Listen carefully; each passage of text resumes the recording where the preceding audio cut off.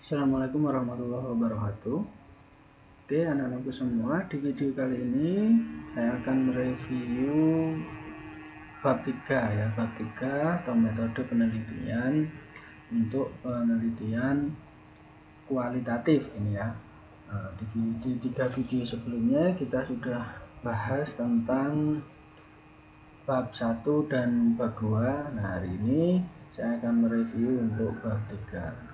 Oke, di bab 3 ini di awal Anda boleh menuliskan jenis dan rancangan penelitian, atau ada di beberapa bab 3 atau metode penelitian itu yang menuliskan subjek, tempat, dan waktu pelaksanaan, monggo kondisional.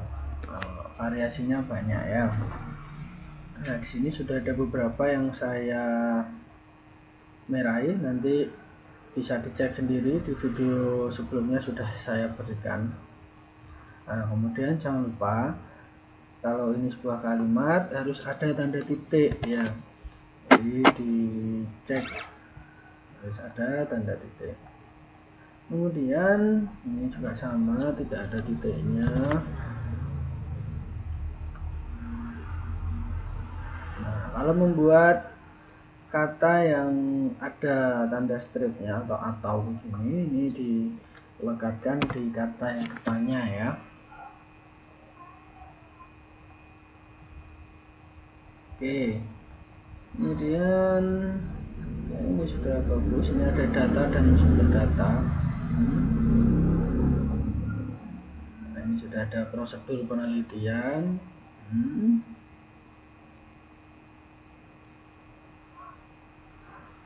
Nah, ini yang harus ada di bab 3 itu yang penting juga, salah satunya adalah metode pengumpulan data.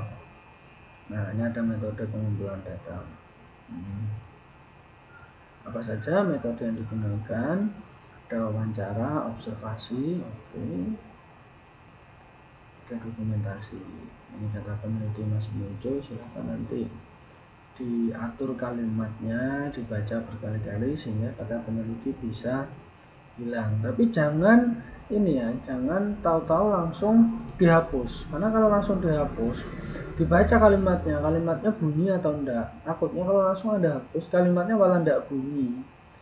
Nah, jadi bagaimana cara menghilangkan peneliti? Kalau kemarin sudah saya sampaikan, kata kerjanya dibendakan, tapi itu konteksnya kalimatnya bisa jadi berbeda begitu ya, sehingga harus dicek benar. Ketika kata peneliti mau kita hilangkan, konteks kalimatnya kita baca, sehingga itu tidak akan membuat bingung untuk dosennya untuk mengoreksi gitu ya.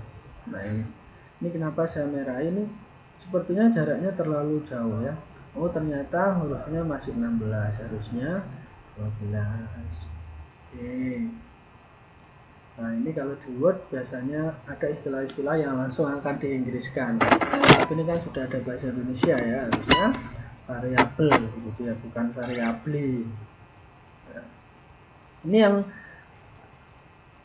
saya pernah sampaikan, bahwasanya ada kata peneliti itu yang tidak bisa kita hilangkan. Nah, salah satu konteksnya seperti ini. Instrumen dalam penelitian kualitatif adalah peneliti itu sendiri. Kalau kata peneliti kita hilangkan, ini malah nggak bunyi. Instrumen dalam penelitian kualitatif adalah itu sendiri lah. Gimana? Nah, jadi ada kata peneliti yang memang harus kita hilangkan, ada yang di konteks tertentu dia tidak boleh hilang. Salah satu contohnya seperti ini. Nah, ini konteks kata peneliti yang memang tidak bisa kita hilangkan. Seperti ini juga, peneliti adalah instrumen kunci, mau kita ganti apa? Penelitian adalah instrumen, nggak bisa. Jadi konteksnya ini kata penelitinya it's okay, enggak apa-apa muncul. Karena kalau kita ganti juga enggak bisa gitu ya. Subjek pakai J ya, subjek, berasal dari bahasa Inggrisnya subject gitu ya, dia pakai J bukan Y. Oke, lanjut ke teknik analisis data. Jadi di metode penelitian, ketika kita sudah menjelaskan data, sumber data, tempat, waktu pelaksanaan, subjek penelitian gitu ya, kemudian prosedur penelitian juga sudah kita jelaskan, metode sudah. Nah, setelah metode pengumpulan data ada instrumen penelitian gitu ya. Nah, ini harusnya di instrumen itu juga bisa ditambahkan. Kalau metodenya wawancara gitu ya.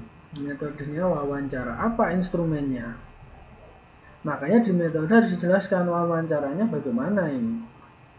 Oh, wawancara terstruktur. Nah, berarti di instrumen ada panduan atau pedoman wawancara. Boleh kita jelaskan di instrumen sini.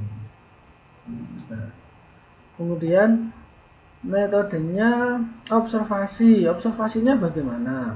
Observasi ada panduan atau enggak? Nah, kalau memang observasinya tidak ada panduan, ya kita jelaskan nanti di instrumen.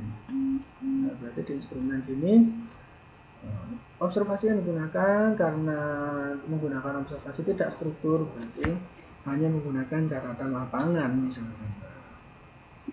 Jadi match nanti antara metode dan instrumen penelitian. Kemudian dokumentasi prosesnya. Instrumennya apa? Instrumennya ya dokumen kan begitu. Makanya kadang ada yang menuliskan langsung metode dan instrumen penelitian atau metode dan instrumen pengumpulan data, sehingga di sini tidak membuat dua kali gitu ya, tidak membuat dua subbab, tapi langsung satu subbab cuma di situ lengkap.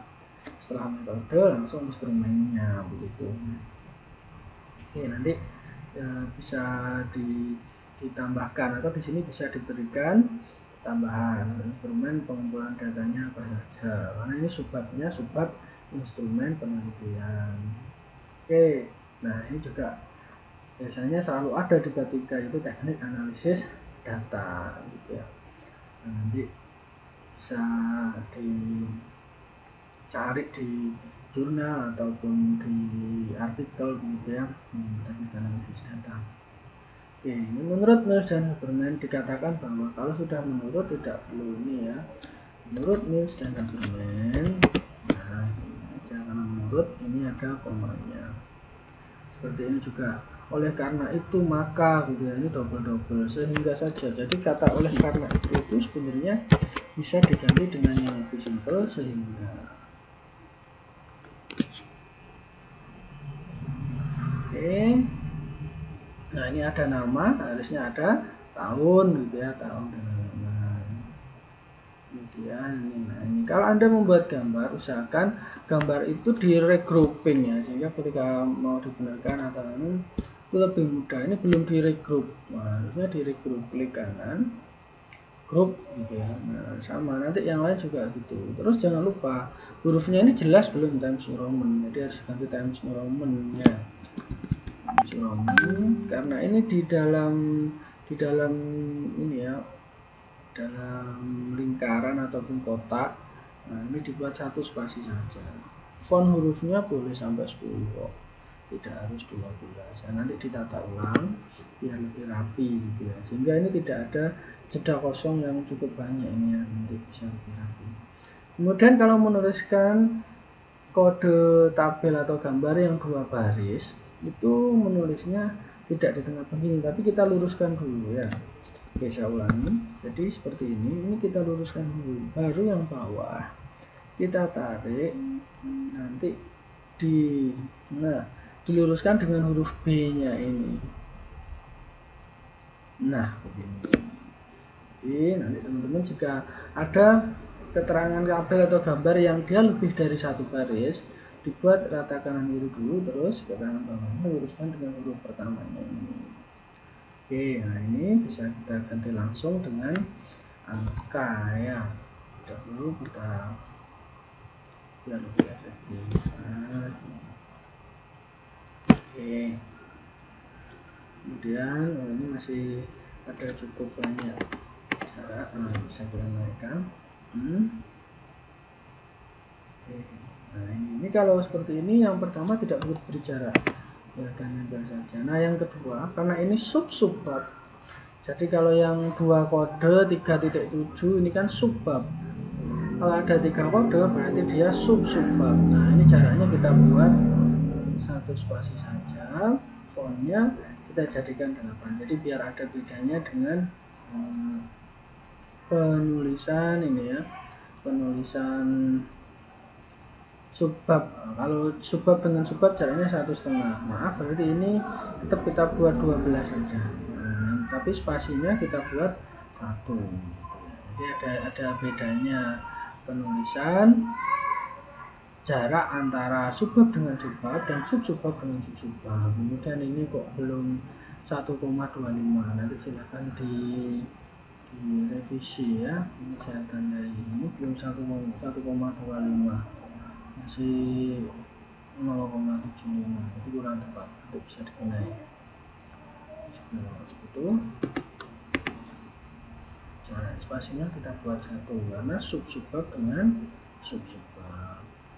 Nah ini juga begitu, yaitu di video sebelumnya sudah saya berikan review, nanti bisa diperbaiki. Nah ini kita buat saja begini, responden dalam kurung informan, sehingga bawahnya nanti cukup kita tulis salah satu, tidak perlu kita ulang-ulang. Responden ini saja. Kenapa? Karena di atas sudah responden itu ya informan, jadi tidak perlu kita ulang. Nah, nanti ini diberikan ya. Oke. Nah ini kalau kata pertama saya meraih, mungkin ini ya jaraknya belum 1,25. Nanti dicek ulang.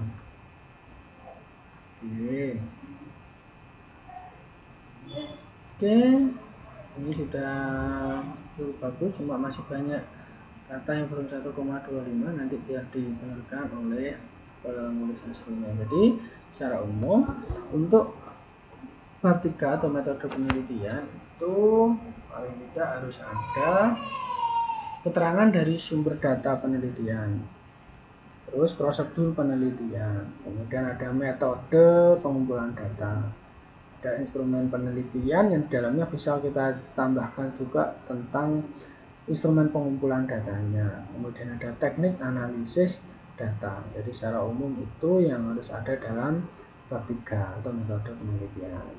Nah, berikutnya saya akan berikan review untuk daftar pustaka. Terima kasih anak-anakku semua. Mohon maaf apabila ada kalimat atau kata yang kurang berkenan. Kita ketemu di video berikutnya. Assalamualaikum warahmatullahi wabarakatuh.